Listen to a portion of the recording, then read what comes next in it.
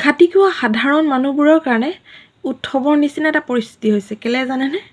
এই যে নিৰ্বাচন আহিছে, হে বিহু বা ঈদত যেনেকৈ মানুহবোৰে একদম জুম বান্ধি বান্ধি ফুৰা চকা কৰি থাকে, এতিয়াও ছেম এনেকুৱা কণ্ডিশ্যন হৈ আছে।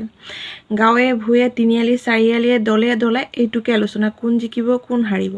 ৰাজনীতিৰ নজনা মানুহ যেনো ৰাজনীতি খেলিব। এটা পদৰ কাৰণে প্ৰাৰ্থী 7জন, চবৰে জিকাৰ সম্ভাৱনা আছে।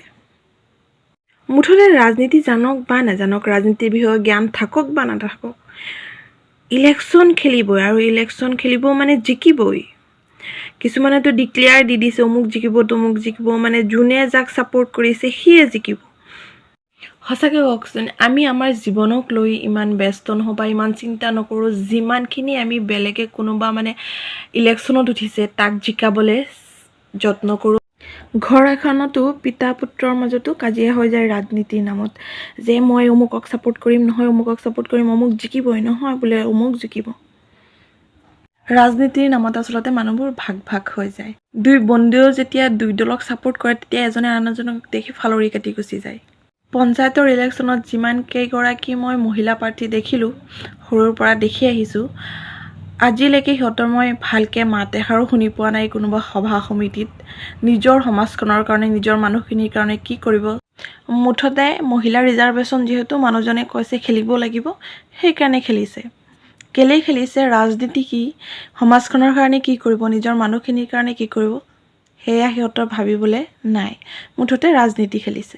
যিকেইজন প্ৰাৰ্থীয়ে প্ৰতিনিধিত্ব কৰে তেওঁলোকৰ এটা কথাই, আমাক ভোট দিয়ক, আমি আপোনালোকক দালি চাউল পকী ঘৰ চব কৰি দিম, চব বনাই দিম।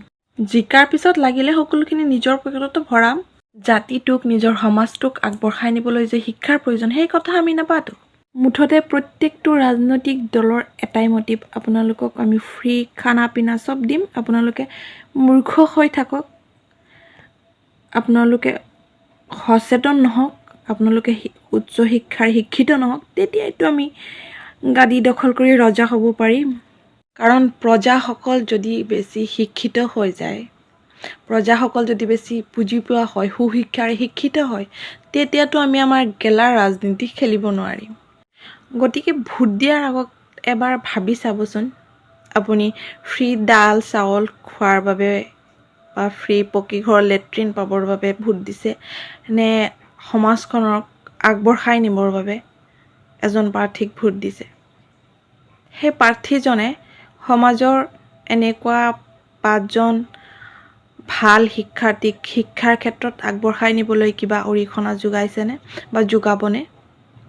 সমাজৰ বিভিন্ন উপকৰ্মৰ লগত জড়িত থকা মানুহখিনিৰ চৰ্দাৰজনেও হেনো ৰাজনীতি খেলিব।